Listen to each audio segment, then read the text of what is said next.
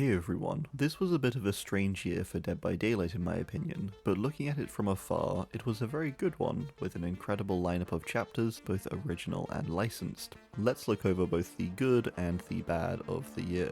I think it was a notable improvement over the year prior too, so let's start off with the good of the year. New perk types is a big one for me, and one I always love to see. We had this touched on briefly last year with the new teamwork perk, but these sort of failed on release and got instantly dropped it seems, and barely touched until a long time. This year we got a much cooler new perk, which was Invocations. These perks allowed you to do sort of a ritual in the basement, taking 60 seconds and breaking you, but causing quite a cool survivor-wide effect. Overall, these were a vast improvement over teamwork perks, and I really like their unique visuals and their requirement to utilize the basement. The only downsides have been the balancing of them seems quite difficult. It took some time to get weaving spiders in a good spot, where at one point it took 2 minutes to activate and had a pretty weak effect too. Then we got Treacherous Crows, which is debatably the worst perk in the game currently, with a bizarre activation, but I have high hopes that gets changed soon. One of the biggest downsides to the perk currently is that multiple invocations don't stack, and they have to be used separately to work. I'm guessing this is largely just out of fear for what they could be capable of, but I just feel it's a bit too fearful. I'd like to see what happens first. Overall though, I think it's a positive. Invocations are interesting, they have a nice and unique activation requirement, and they feel new and fresh. Teamwork perks really didn't do that, I don't think. For the killer side, it was also nice to get another Scourge Hook perk where we hadn't had one a year prior.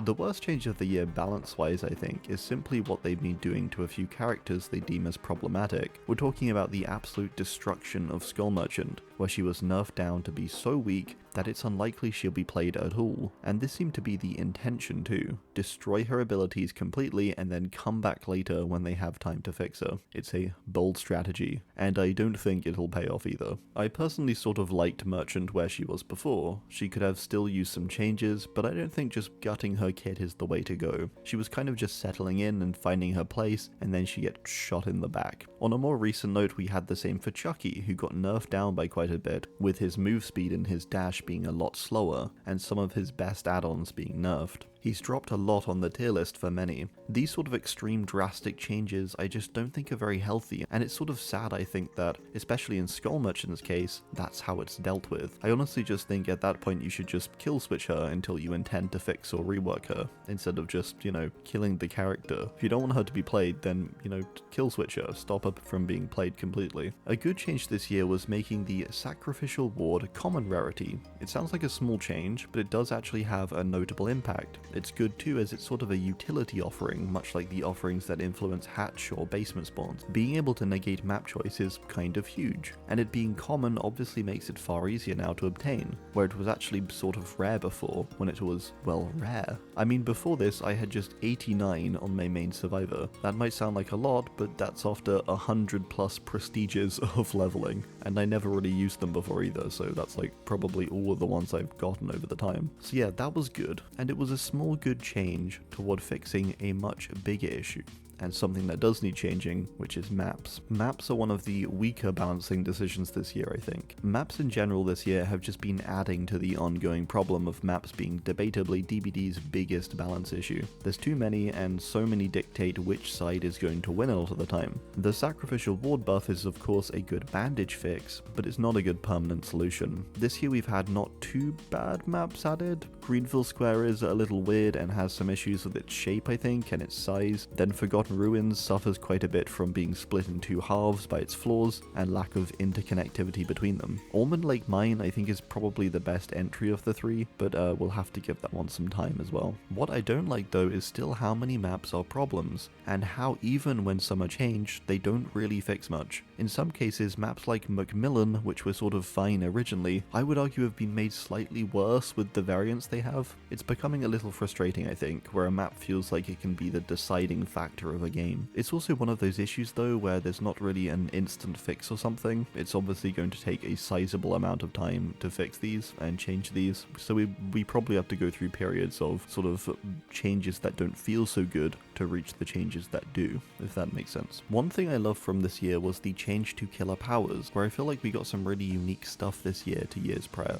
Every power is unique and a little weird, but that's sort of nice. Unknown introduced a really unique ranged power and mechanic with its bouncy UVX. Vecna introduced a wheel of spells to choose from, all with a variety of abilities and no set power, but instead 4 mini powers almost. Then Dracula came with his multiple forms and playstyles. Then finally Houndmaster, who has a dog. That's really cool. This year felt pretty innovative power-wise, and there wasn't a single killer release this year where I sort of felt like, oh, that's it. Everything felt exciting, which I appreciate. I also personally enjoy each of these killers a lot. The only one I'm not a fan of playing really is Dracula. Survivors I also want to include in these positives as largely good additions this year too. The only ones I wasn't that big a fan of were the Troop, and mainly because they felt a bit fumbled. It felt like more could have been done with them and so much creativity to be had, yet they turned out just sort of a bit dull for what they are conceptually. One bad change this year for me was the nerf to Lifeguard Whistle. I sort of explained this in a bit more detail in this full video on it, but basically this add-on had a cool, unique effect, and it got traded out for a really boring and dull one. I did learn after that it was because of a very broken playstyle going on with Demogorgon, but why not just nerf what the real issue is there, Thrill of the Hunt, instead of targeting Demogorgon's debatably only unique add-on, the Lifeguard Whistle. This is part of a larger ongoing issue too, where many add-ons are losing their unique effects, and killer powers are releasing with a number of really dull add-ons that do the typical increase X by Y%. Killer Instinct for 2 seconds longer, stuff like that. We got some nice stuff too in this regard this year, but it really just pains me when they remove this stuff too, especially in this case. Again, this was basically Demo's only unique add-on that isn't a number change or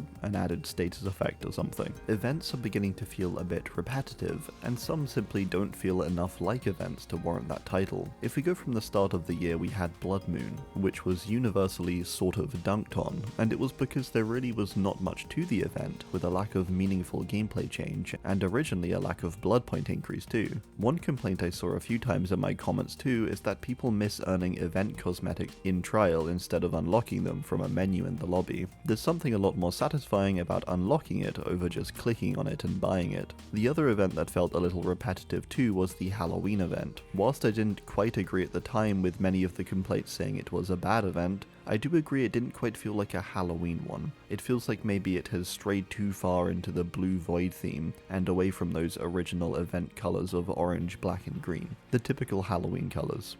As a side note to the whole Void thing too, I really hope they make an adjustment to the Deep Rift outfits, and we get some variation on the Deep Rift blue. That also gets a little repetitive for me. Lights Out was another modifier or event this year that just didn't quite land for me. I enjoyed it for a game or two, but then there wasn't much there for me, and it seems like this was a common sentiment. I did like the small improvements the Castlevania version made, but I don't think it was quite enough to warrant the mode returning again. So this was sort of the weaker, bad side to events this year. The downside to some events is really only one side of the coin though, as the other is the great events of this year, and the introduction of new game modes, which have undeniably been a success despite the trials they've had. 2v8 is basically what everyone has always wanted, and it's been a huge success it seems. The same goes for Chaos Shuffle, the randomizer mode. I really have nothing bad to say about either, aside 2v8's queue times for Killer, but even that seemed to be easing with the mode's second iteration slightly. The anniversary event went all out this year with tricks yapping in the trials and the new wildcard system. I personally really enjoyed it, but I do hope they'll maybe make a bit of a thematic adjustment for next year to keep things fresh, as we've had the Masquerade I think for now 3 or 4 years. My final positive would be the variety we've had this year. We've seen a large improvement I think in how many updates and balancing changes we get. It's getting harder too though, I think with the ever increasing amount of content in the game, but I do appreciate the fact that things are getting altered a lot more nowadays. I feel like things have altered in the meta a decent amount, and we've seen an actual variety of metas throughout the year. I know it's kind of hot, but my favourite was the Weave Attunement Franklin's Demise meta. I just thought it was such a unique and sort of weird meta. I found that one quite fun and enjoyed countering it by moving items and stuff like that.